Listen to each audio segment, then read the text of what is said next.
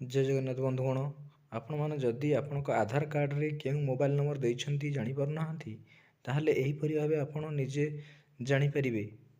ताहले बर्तमान माई आधार गूगल रे सर्च कर दियंतु। माई आधार वेबसाइट रे जाई आधार चेक एलिजिबिलिटी आधार ऊपर भैलिडिटी क्लिक कर उपरे नियंतु क्लिक करनंतु। एवं एंटर आधार नंबर एवं कैप्स एंटर करंतु। तापरे प्रोसीड ऊपर क्लिक करंतु। कैप्स फिलअप पर प्रोसीड ऊपर क्लिक करंतु। देखंतु सर्वर डाउन थिबा जोगु एरर आसीगला। पुणे आउथरे जांतु चेक आधार वैलिडिटी आपन आधार नंबर एंटर करंतु।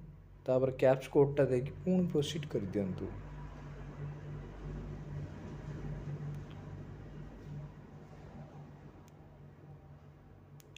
आपन मोबाइल